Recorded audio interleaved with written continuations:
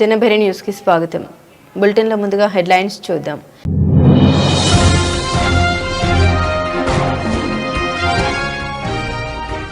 Greenland ను కొనిస్తాం స్పష్టం చేసిన white house.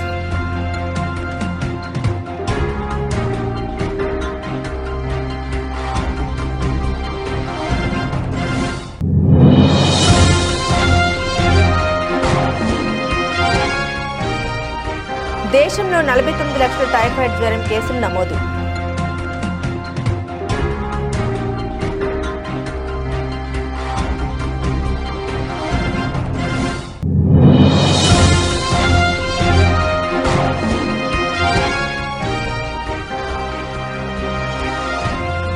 Modi సర్కార్పై CM Revanth Reddy తీవ్ర విమర్శలు.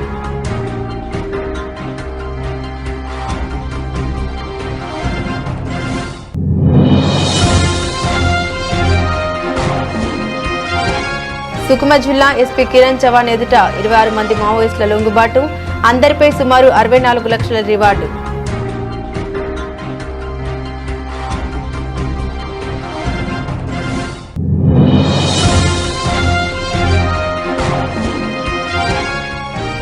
ఖమ్మంలో బీఆర్ఎస్ కు మరో షాక్. రేవంత్ రెడ్డి సమక్షంలో కాంగ్రెస్ లో చేరిన కార్పొరేటర్లు కండువా కప్పి పార్టీలోకి ఆహ్వానించిన ముఖ్యమంత్రి.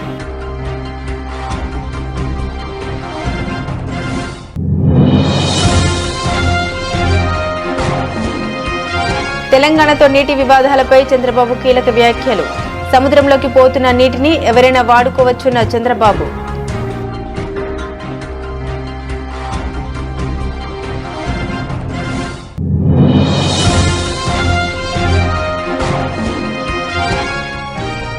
ఖమ్మం జిల్లా మంత్రులపై కేటీఆర్ తీవ్ర ఆగ్రహం.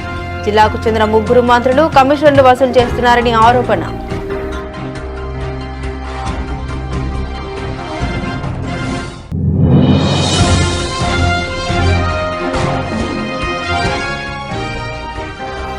ఏపీ సీఎం చంద్రబాబుపై మాజీ ముఖ్యమంత్రి తీవ్ర వ్యాఖ్యలు. సీఎం కుర్చీలో కూర్చొని రాష్ట్ర ప్రయోజనాల్ని తాకట్టు పెట్టారంటూ జగన్ ధ్వజం.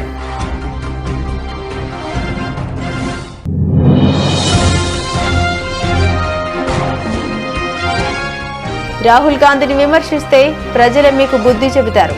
కేటీఆర్ ను హెచ్చరించిన మంత్రి పొన్నం.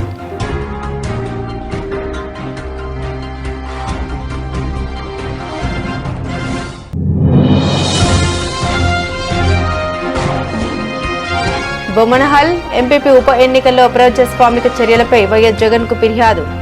టీటీడీ దౌర్జన్యాలపై ఎన్నికల కమిషన్, హైకోర్టును ఆశ్రయిస్తామన్న వైసీపీ అధినేత.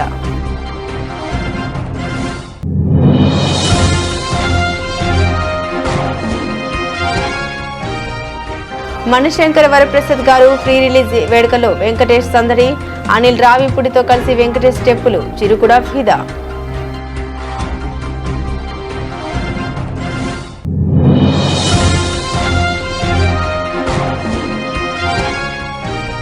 యువ భారత్ చేతిలో దక్షిణాఫ్రికా చిత్తు. Player of the series Vaibhav Suryavanshi. 3-0 తేడాతో విజయం సాధించిన టీమిండియా.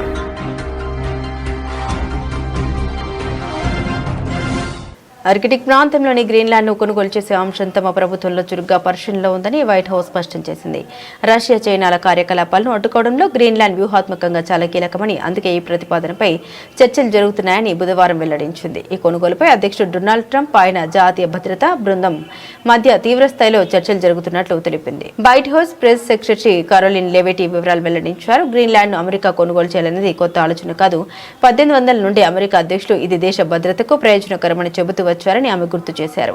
ఆర్కిటిక్ ప్రాంతంలో రష్యా చైనాల దూకును నిలువరించడం అమెరికా ప్రయోజనాలకు చాలా అవసరమని అధ్యక్షుడు ట్రంప్ భావిస్తున్నారని లెవిట్ తెలిపారు. There have also been reports that the U.S. could potentially buy Greenland as one potential option on the table.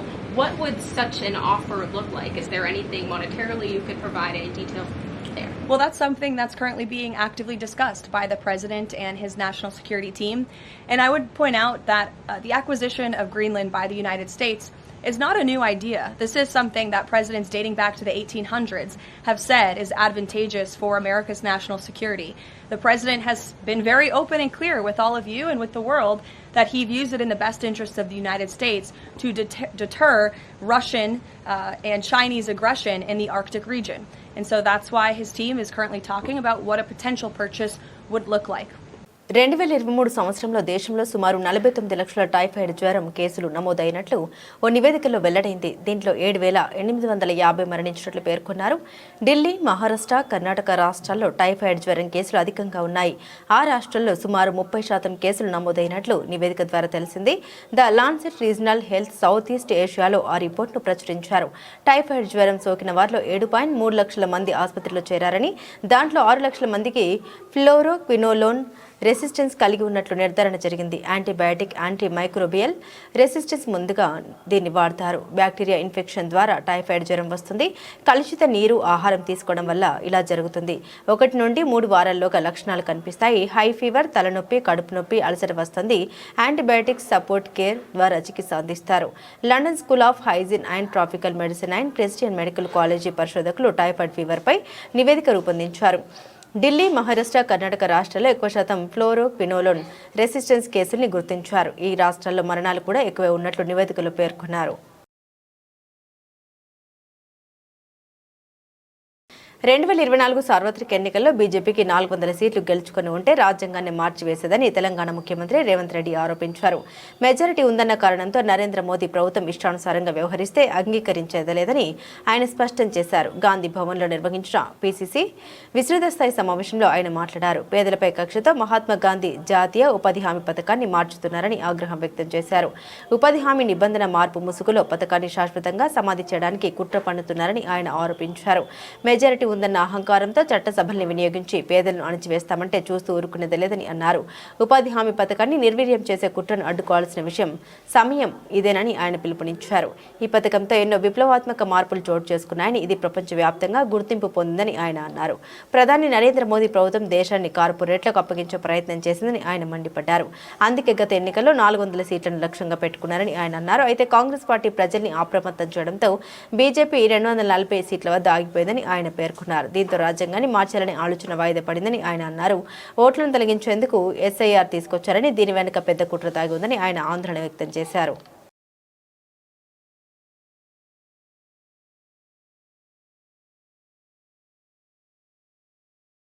ఛత్తీస్గఢ్లోని సుకుమా జిల్లా ఎస్పీ కిరణ్ చవాన్ ఎదుట బుధవారం 26 మంది మావోయిస్టులు లొంగిపోయారు. వీరిలో 7 మహిళలు ఉండగా అందరిపై సుమారు 64 లక్షల రివార్డు ఉంది. ఈ సందర్భంగా ఎస్పీ మాట్లాడారు. భారత్ మావోయిస్టులు లేని దేశంగా మారుతోందని, బర్సే దేవా లొంగుబాటు తర్వాత మావోయిస్టు పార్టీ పూర్తిగా బలహీనమైందని అన్నారు.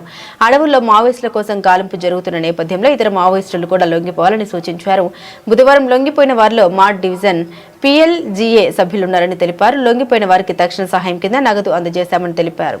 आज जिला सुकमा में पुलिस और सीआरपीएफ द्वारा जो लगातार नक्सल अभियान चलाए जा रहे हैं, उसके अलावा जिले में जो कैंप खोले गए हैं उससे प्रभावित होकर आज 26 नक्सलियों ने आत्मसमर्पण किया है. इस 26 नक्सलियों में 7 महिला नक्सलियों का भी समावेश है. इन 26 नक्सलियों पे 64 लाख का इनाम घोषित किया गया है. जो नक्सली आत्मसमर्पित किए हैं उसमें PLGA बटालियन नंबर 1, उसके अलावा प्लाटून नंबर 4 कमांडर दक्षिण बस्तर डिवीजन, उसके अलावा कंपनी नंबर 3, कंपनी नंबर 7 जो नक्सलियों के विविध संगठन है, उन संगठनों की ये नक्सली है. इस मौके पे मैं सभी नक्सलियों से ये अपील करना चाहता हूं कि जल्द से जल्द आत्मसमर्पण करके छत्तीसगढ़ शासन की जो पुनर्वासित नीति है उसका लाभ उठाए. ఖమ్మంలో బీఆర్ఎస్ పార్టీకి మరోసారి ఎదురుదెబ్బ తగిలింది. ఇటీవల ఆ పార్టీకి చెందిన 5 కార్పొరేటర్లు కాంగ్రెస్ పార్టీలో చేరిన విషయం విదితమే. ఈ రోజు మరో 3 కార్పొరేటర్లు ముఖ్యమంత్రి రేవంత్ రెడ్డి, మంత్రి తుమ్మల నాగేశ్వరరావు సమక్షంలో కాంగ్రెస్ పార్టీలో చేరారు. కార్పొరేటర్లు ధనియాల రాధా, తోట ఉమారాణి, రుద్రగాణి శ్రీదేవిలకు ముఖ్యమంత్రి రేవంత్ రెడ్డి కాంగ్రెస్ కండువాలు కప్పి పార్టీలోకి ఆహ్వానించారు. ఈ కార్యక్రమంలో ఎమ్మెల్యే మట్ట రాగమయ్య, మాజీ ఎమ్మెల్సీ బాలసని లక్ష్మీనారాయణ తదితరులు పాల్గొన్నారు. ఇదివరకే బీఆర్ఎస్ నుండి కాంగ్రెస్ పార్టీలో చేరిన కార్పొరేటర్లు CH Lakshmi, G Chandrakala, D Saraswati, Amruthamma, M Sravani కూడా ముఖ్యమంత్రిని మర్యాదపూర్వకంగా కలిశారు. ఏపీ సీఎం చంద్రబాబు ఈ రోజు పోలవరం ప్రాజెక్టు పనుల్ని పరిశీలించారు. అనంతరం అక్కడే మీడియాతో మాట్లాడుతూ తెలంగాణతో నీటి వివాదాలపై సున్నితంగా స్పష్టంగా స్పందించారు. గోదావరి నదిలో నీళ్లు పుష్కలంగా ఉన్నాయని, సముద్రంలోకి పోతున్న నీటిని ఎవరైనా వాడుకోవచ్చని చంద్రబాబు అన్నారు. పోలవరం ప్రాజెక్టుకు అభ్యంతరం చెప్పడం సరికాదని, నీటి విషయంలో రాజకీయాలు చేయొద్దని తెలంగాణను కోరారు. ఏదైతే కృష్ణాలో నీళ్లు తక్కువ ఉన్నప్పుడు పైన కడితే ఇంకా నష్టం, అది ప్రొటెక్ట్ చేసుకుంటూ కృష్ణా డెల్టాని ప్రొటెక్ట్ చేసుకుని గోదావరిని అనుసంధానం చేసుకోగలిగితే రాష్ట్రంలో ఇబ్బందులు లేవు. ఇప్పుడు నిన్న చూస్తున్నాం రాయలసీమ లిఫ్ట్ ఇరిగేషన్ ఏంటి, దాని మీద ఏమన్నా ఉందా, దాంట్లో మీనింగ్ ఉందా? వీళ్ళు చేసిన పని మీరు చూస్తే ఎంత ఒక అబద్ధాన్ని 100 సార్లు చెప్తే నిజమైపోతుందని ఇష్టానుసారంగా మాట్లాడతారు. వీళ్ళు ఏం చేశారు, 5/5/2000 జీవోఆర్టీ నెంబర్ 203 3,805 కోట్లతో రాయలసీమ ఎత్తిపోతల పథకానికి అడ్మినిస్ట్రేటివ్ శాంక్షన్ ఇచ్చారు. ఒక అతను తెలంగాణ అతను 15/5/2020 ఎన్జిటికి వెళ్లారు. 20/5/2020లో ఆయన ఒక ఆర్డర్ ఇచ్చాడు, ప్రాజెక్ట్ ని మీకు ఫీజిబిలిటీ రిపోర్ట్ ఉందా, అనుమతులు ఉన్నాయా, సబ్మిట్ చేయమని అడిగాడు. అది ఇచ్చే వరకు మీరు స్టే అని స్టే ఇచ్చాడు. 13/7/2020 మళ్ళా వీడు పోయి అడిగితే దానిపైన పాక్షిక సవరణ ఇస్తూ ప్రాజెక్ట్ నివేదిక డిపిఆర్ పిలవండి, టెండర్లకు పిలవండి చెప్పారు. దాన్ని అడ్డం పెట్టుకొని వీళ్ళు మొత్తం వర్కే స్టార్ట్ చేశారు. 29/10/2020 మళ్ళా ఎన్జిటి కంపల్సరీగా మీరు ఈసీ తీసుకోలేదు, ఎన్విరాన్మెంట్ క్లియరెన్స్ స్టాప్ చేయమన్నారు. స్టాప్ చేశారు. ఇది 20/5/2020 ఇచ్చిన ఆదేశాలు మీరు చూస్తే till the report is submitted and application for environmental clearance pending with MOEF and CC is disposed of by them. The state of Andhra Pradesh is directed not to proceed with any work on ground in the guise of preparation of DPR for this Rayalaseema lift irrigation scheme. అని ఇచ్చి మళ్లీ 22/3/2024 DPR లేకుండా మీరు పనులు చేశారు కానీ fine వేశారు, 2,65,00,000 వేశారు. వాస్తవాలు ఈ విధంగా ఉంటే చిల్లర రాజకీయాలు చేయడం ఏంటండి? మీరు అధికారంలో ఉంటే ఒక రూపాయి ఖర్చు పెట్టలేదు. దీనిపైన ఏం చేశారు, అనవసరంగా పెట్టి ఒక 900 కోట్లు కాంట్రాక్ట్ పే చేశారు. ఇవి కాకుండా అనుమతులు లేని ప్రాజెక్టులు వీళ్ళు స్టార్ట్ చేసి దానికి ఒక 2,000 కోట్లు 2,500 కోట్లు పే చేశారు. దానికి ఒక 100 కోట్లు ఫైన్ వేశారు ఎన్జిటి. 25 కోట్లు గవర్నమెంట్ డబ్బులు కట్టారు. అంటే ఏంటి ఈ విచ్చలవిడితనం ఏంటి, వీళ్ళు చేసే పనులేంటి? ఇప్పుడు ఏమంటారు, మేమేదో రాయలసీమను ఉద్ధరించాలనుకుని మా రామానాయుడు గారు ఎక్స్ప్లెయిన్ చేశారు. మొత్తం ఎంత ఉంటుందంటే వీళ్ళు పెట్టిన లిఫ్ట్ ఇరిగేషన్ చేయడానికి 34 TMC. మన వాటా ప్రకారం మనకు వచ్చేది 22 TMC. ఇప్పటికే ముచ్చుమరు ఉంది అక్కడ, దాని ద్వారా నీళ్లు తీసుకోవచ్చు. నువ్వేదో పెట్టేశాను, నేనేదో పెట్టేశాను, రాయలసీమకు అన్ని న్యాయం జరిగిపోయింది. రాయలసీమ పోయి చూస్తే ఎవ్రీ రిజర్వాయర్ నీళ్లు కట్టాం, ఎవ్రీ రిజర్వాయర్ ను పూర్తి చేశాం. ఎప్పుడూ రానటువంటి బ్రహ్మసాగర్ కూడా నీళ్లు ఇప్పించి పూర్తి చేశాం. ఈ సంవత్సరం 17 TMC 18 TMC నీళ్లు బ్రహ్మసాగర్ లో ఉన్నాయి. That is our commitment. Khammam జిల్లాకు చెందిన మంత్రులపై బీఆర్ఎస్ వర్కింగ్ ప్రెసిడెంట్ కేటీఆర్ తీవ్ర ఆగ్రహం వ్యక్తం చేశారు. ఖమ్మం జిల్లాకు చెందిన 3 మంత్రులు 30% కమిషన్లు వసూలు చేస్తున్నారని ఆయన ఆరోపించారు. ఖమ్మంలో నిర్వహించిన సర్పంచ్ల సన్మాన కార్యక్రమంలో ఆయన మాట్లాడుతూ కాంగ్రెస్ పార్టీ అధికారంలోకి వచ్చిన 2 ఏళ్ల తర్వాత సర్పంచ్ ఎన్నికలు జరిగాయని అన్నారు. రాష్ట్ర వ్యాప్తంగా 40% సర్పంచ్లను బీఆర్ఎస్ గెలుచుకుందని గుర్తు చేశారు. 420 హామీలతో గద్దెనెక్కిన కాంగ్రెస్ పార్టీ ప్రజల్ని మోసం చేసిందని మండిపడ్డారు. ఖమ్మం జిల్లాకు చెందిన ఒక మంత్రి కార్పొరేటర్లను కాంగ్రెస్ పార్టీలో చేర్పించే పనిలో ఉన్నారని ఆరోపించారు. అక్కడి నుంచి ఇక్కడి దాకా వస్తూ ఉంటే ప్రజల స్పందన, ప్రజల హావభావాలు, వారి మాటలు ఇవన్నీ కూడా వింటా వచ్చినాను. మధ్యలో ఒక దగ్గర కొద్దిసేపు టీ తాగుదామని ఆగినాం. అక్కడ పాలేరు నియోజకవర్గం ఎంటర్ అయిన తర్వాత ఆ టోల్ గేట్కి యువతల కొద్దిసేపు ఆగినాం. ఆగితే 2-3 రైతన్నలు వచ్చారు. వచ్చి వాళ్ళ గోడు చెప్పుకుంటున్నారు పాలేరు వాళ్ళు. అన్నా, మా ఎమ్మెల్యే గారు ఇప్పుడు మంత్రిగా ఉన్నారు, వ్యవసాయ మంత్రి గారు మా జిల్లా, 2 ఉన్నారు, ఉప ముఖ్యమంత్రి కూడా మా జిల్లానే, 3 మంత్రులు 3 మొనగాళ్ళు ఉన్నారు. కానీ దురదృష్టం ఒక్క యూరియా బస్తా దొరకడం లేదు. ఎవరికి చెప్పుకోవాలి, మేము ఎవరికి చెప్పుకోవాలా అని రైతన్నలు వచ్చి అడుగుతుంటే వారిని నేను ఒకటే అడిగినా, మరి మార్పు మార్పు అన్నారు, మార్పు మార్పు అని ఓటేశారు, బాగున్నదా మార్పు అని అడిగిన. అంటే ఏం చెప్పాలన్నా సరే జరిగింది. పాలిచ్చే గేదెని వద్దనుకుని తన్నే దున్నపోతుని తెచ్చుకున్నాము, తప్పదు కదా, అనుభవించక తప్పదు కదా అని చెప్పారు. రైతులు కూడా బాధపడతా ఉన్నారు. అక్కడ మా తమ్ముళ్ళు 30% అని పట్టుకున్నారు. అది ఎవల గురించో మీకు తెలుసు. ఒక మంత్రి కాదు, మీ జిల్లాలో అందరు మంత్రులు 30% నడిపిస్తున్నారు. బి ట్యాక్స్ 30%, ఇక్కడ పక్కన పి ట్యాక్స్ బాంబులేటి మంత్రి గారికి ఆయన ట్యాక్స్ కూడా 30%. ఏ భూమి ఆయన దగ్గర పోయినా 30% నాకు ఇచ్చేయమని అడుగుతున్నాడు బాంబులేటి గారు. అట్లాగే ఇక్కడున్న తుమ్మల గారు కూడా, ఆయన కూడా అదే పనిలో ఉన్నాడు. ఎవరికి వాళ్ళు ముగ్గురు ఇవాళ ఏ ఒక్కరు కూడా జిల్లాకి పనికొచ్చే ఒక్క పని కూడా చేయడం లేదు. ముగ్గురు మోసగాళ్ళు, మొనగాళ్ళు కాదు. ఒకటి మాత్రం వాస్తవం, ఈ ముగ్గురు మోసగాళ్ళకి అసలైన నాయకుడు ఎవడా అంటే అలీబాబా పైన ఉన్నాడు. ఇక మీరు చూస్తూనే ఉన్నారు ఆయన కథ. అయితే నోరు బారేసుకోవడం ఏపీ సీఎం చంద్రబాబుపై మాజీ ముఖ్యమంత్రి తీవ్ర వ్యాఖ్యలు చేశారు. సీఎం కుర్చీలో కూర్చొని రాష్ట్ర ప్రయోజనాలను తాకట్టు పెట్టారంటూ జగన్ ధ్వజమెత్తారు. నెల్లూరు రాయలసీమ ప్రజలకు చంద్రబాబు విలన్ గా మారని అన్నారు. ఇలాంటి చరిత్రహీనులు దేశంలో ఎవరూ లేరని, అందుకు రేవంత్ రెడ్డి స్టేట్మెంట్ సాక్ష్యమని మాజీ సీఎం వైఎస్ జగన్ దుయ్యబట్టారు. టాపిక్ రాయలసీమ లిఫ్ట్ ఇరిగేషన్ సంబంధించి నిజంగా చంద్రబాబు నాయుడు గారి మధ్యకాలంలో మాట్లాడిన మాటలు చూసినా, ఆయన మంత్రి గారు ఇరిగేషన్ మంత్రిగా ఉన్న చంద్రబాబు నాయుడు గారి గవర్నమెంట్లో ఉన్న మంత్రి గారు ఉన్న మాట్లాడిన మాటలు చూసినా అసలు వీళ్ళు మనుషులేనా అని అనిపిస్తుంది. ఎందుకంటే ప్రతి మాట రాక్షసులను గుర్తు చేస్తుంది. రాయలసీమ లిఫ్ట్ ఇరిగేషన్ పనులను ఆపేయాలి అని అంటూ ఏకంగా తెలంగాణ ముఖ్యమంత్రి గారు అసెంబ్లీలో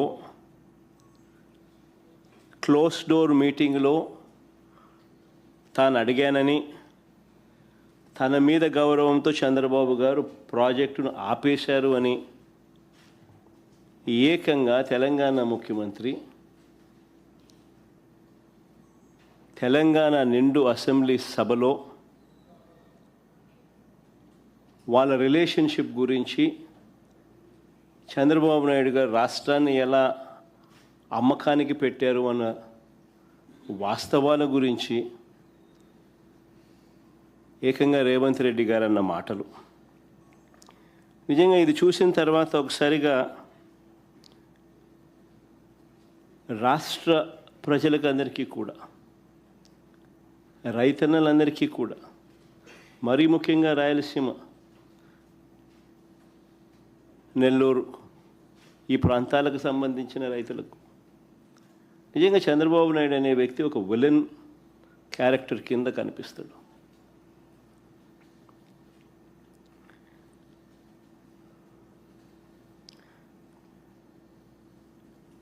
ఆ కుర్చీలో చంద్రబాబు నాయుడు గారు ముఖ్యమంత్రిగా కొనసాగుతూ తన సొంత రాష్ట్రాన్ని ఏ రకంగా తాకట్టు పెట్టాడు,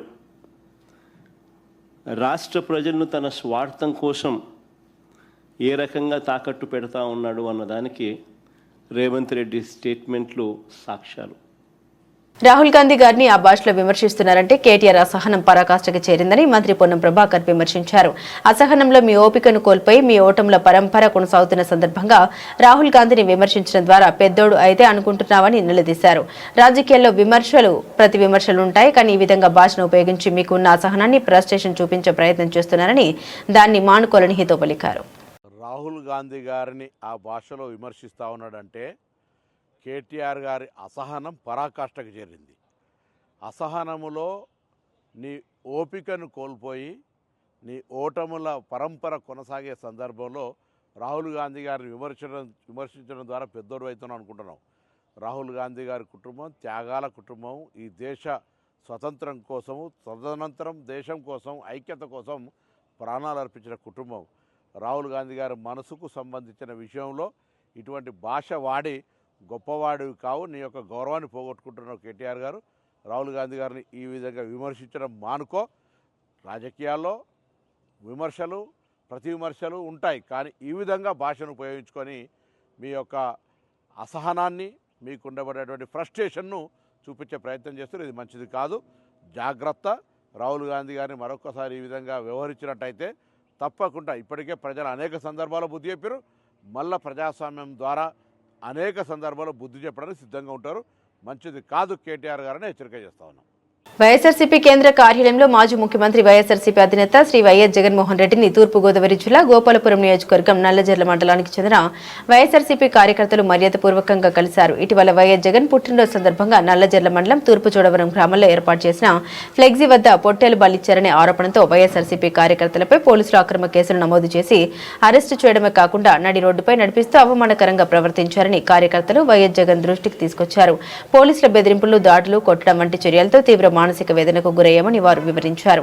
ఈ ఘటనపై తీవ్రంగా స్పందించిన వైఎస్ జగన్ ప్రభుత్వ దన్నుతో పోలీసులు చట్టాన్ని చేతుల్లోకి తీసుకుని వ్యవహరించడం అత్యంత ఖండనీయమని మండిపడ్డారు. ప్రజాస్వామ్య దేశంలో విపక్ష పార్టీ కార్యకర్తలను ఈ విధంగా వేధించడం వ్యవస్థల పతనానికి నిదర్శనమని వ్యాఖ్యానించారు.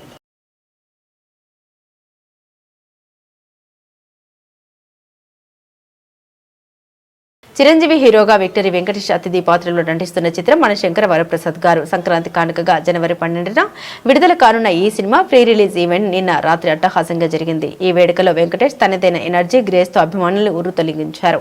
దర్శకుడు అనిల్ రావిపూడితో కలిసి ఆయన వేసిన స్టెప్పులు తాలూకు వీడియో ఇప్పుడు నెట్టింట వైరల్ అవుతుంది. ఈ సందర్భంగా వెంకటేష్ మాట్లాడారు. అనిల్ రావిపూడితో కలిసి పనిచేయడం ఎంతో ఆనందంగా ఉంది. మనశంకర వరప్రసాద్ గారు సినిమా ప్రతి ఇంట్లోని ప్రేక్షకుడికి కనెక్ట్ అవుతుంది. చాలా రోజుల తర్వాత ఒక పూర్తి స్థాయి కుటుంబ వినోదాత్మక చిత్రంతో మీ ముందుకు వస్తున్నామని తెలిపారు.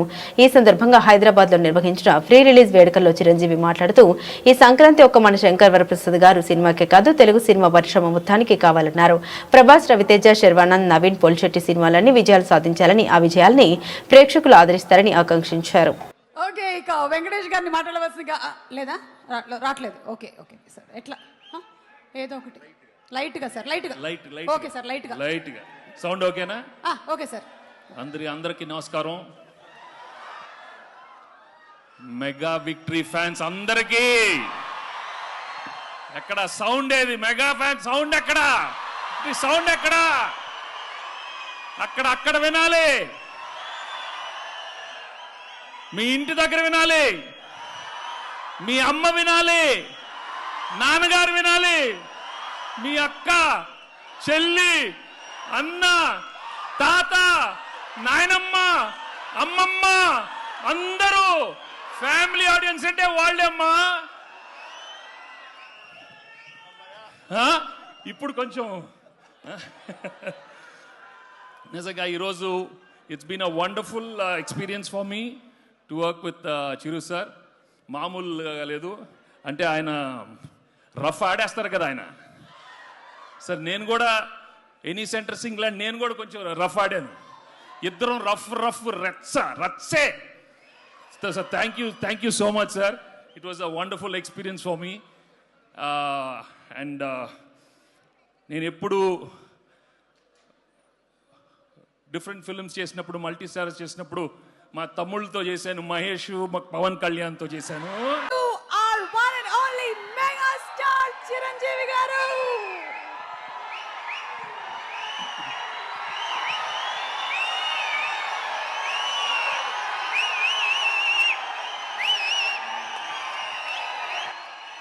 Thank you.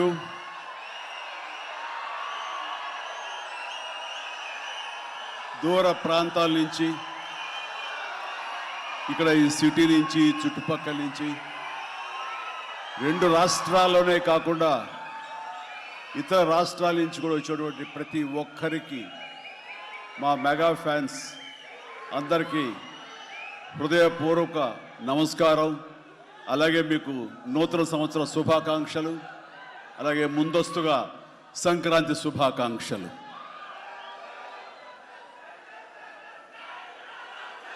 ఇక్కడ నా మిత్రుడు, సోదర సమానుడు, అత్యంత ఆప్తుడు వెంకీ, ఆయనతో చేయటం అన్నది నాకు చాలా ఎక్సైటింగ్ ఉంది. దాని గురించి తర్వాత మాట్లాడతాను. ముందుగా ఏంది వెంకీ సంగతి అంటే, అదిరిపోద్ది సంక్రాంతి అని. ఏంది బాసు సంగతి అంటే మనదే కదా సంక్రాంతి అని, ఎరగదిద్దాం సంక్రాంతి అని అంటాం. ఇక్కడ ఈ సందర్భంగా ప్రత్యేకించి మనదే కదా సంక్రాంతి. బెనోనిలోని విలోమూర్ పార్కులో జరిగిన అండర్-19 మూడవ మరియు చివరి యూత్ వన్డేలో భారత్ 233 పరుగుల భారీ తేడాతో ఘన విజయం సాధించింది. దీంతో యువ భారత్ 3-0 తేడాతో 3 వన్డేల సిరీస్ ను క్లీన్ స్వీప్ చేసింది. తొలుత బ్యాటింగ్ చేసిన భారత్ నిర్ణీత 50 ఓవర్లలో 7 వికెట్ల నష్టానికి 393 పరుగులు చేసింది. భారీ లక్ష్య ఛేదనలో దక్షిణాఫ్రికా యువ జట్టు విఫలమైంది. 35 ఓవర్లలో 160 పరుగులకే కుప్పకూలింది. కెప్టెన్ వైభవ్ సూర్యవంశీ 74 బంతుల్లో 9 ఫోర్లు 10 సిక్సర్లతో 127 పరుగులతో చెలరేగడంతో పాటు బౌలింగ్ లో కూడా ఒక వికెట్ పడగొట్టాడు. ఆరోన్ జార్జి 106 బంతుల్లో 16 ఫోర్లతో 118 పరుగులు చేసి రాణించాడు. దక్షిణాఫ్రికా టాప్ 4 బ్యాటర్లలో ఒక్కరు కూడా 2 అంకెల స్కోర్ చేయలేకపోయారు. భారత బౌలర్లలో కిషన్ కుమార్ సింగ్ 3 వికెట్లు, మహమ్మద్ ఇనాన్ 2 వికెట్లు పడగొట్టగా హెనిల్ పటేల్, కనిష్క్ చౌహాన్, ఉదయ్ మోహన్, అంబరీష్, సూర్యవంశీ 1 వికెట్ తీశారు. Vaibhav Suryavanshi player of the match తో పాటు ప్లేయర్ ఆఫ్ ది సిరీస్ అవార్డును కూడా గెలుచుకున్నారు.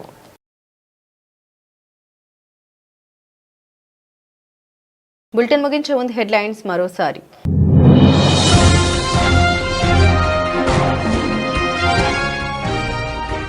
గ్రీన్లాండ్ ను కొనిస్తాం స్పష్టం చేసిన white house.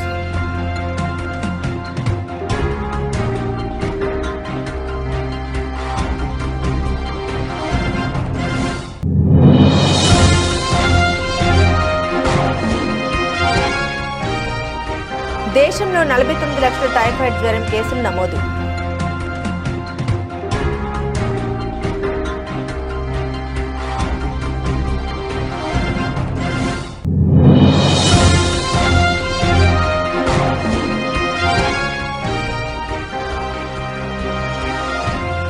Modi సర్కార్పై CM Revanth Reddy తీవ్ర విమర్శలు.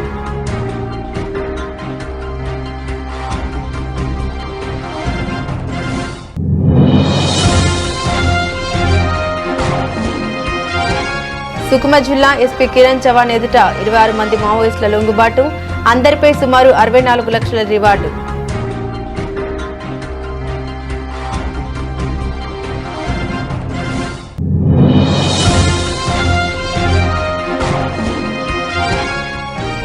ఖమ్మంలో బీఆర్ఎస్ కు మరో షాక్. రేవంత్ రెడ్డి సమక్షంలో కాంగ్రెస్ లో చేరిన కార్పొరేటర్లు, కండువా కప్పి పార్టీలోకి ఆహ్వానించిన ముఖ్యమంత్రి.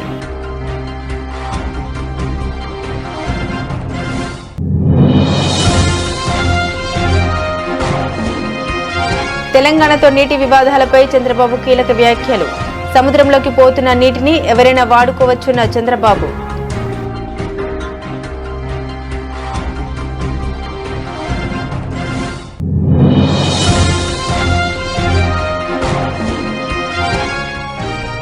ఖమ్మం జిల్లా మంత్రులపై కేటీఆర్ తీవ్ర ఆగ్రహం.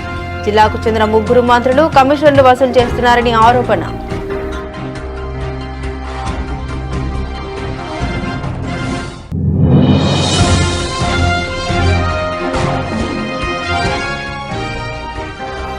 ఏపీ సీఎం చంద్రబాబుపై మాజీ ముఖ్యమంత్రి తీవ్ర వ్యాఖ్యలు. సీఎం కుర్చీలో కూర్చొని రాష్ట్ర ప్రయోజనాల్ని తాకట్టు పెట్టారంటూ జగన్ ధ్వజం.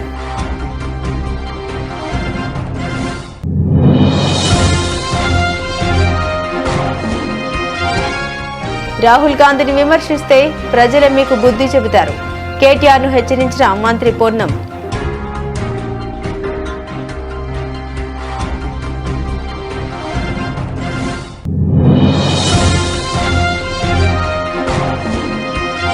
బొమ్మనహల్ ఎంపీపీ ఉప ఎన్నికల్లో అప్రజాస్వామిక చర్యలపై వైఎస్ జగన్ కు ఫిర్యాదు. టీటీడీ దౌర్జన్యాలపై ఎన్నికల కమిషన్, హైకోర్టును ఆశ్రయిస్తామన్న వైసీపీ అధినేత.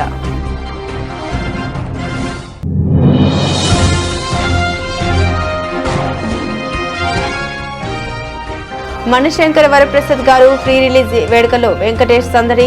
అనిల్ రావిపూడితో కలిసి వెంకటేష్ స్టెప్పులు, చిరు కూడా ఫిదా.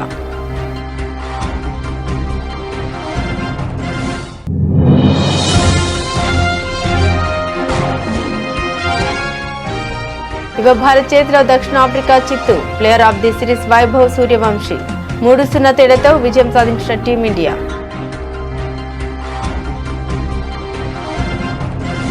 ఇవి బులెటిన్లోని విశేషాలు. తిరిగి మరో బులెటిన్తో మళ్ళీ కలుసుకుందాం. అంతవరకు సెలవు. నమస్కారం.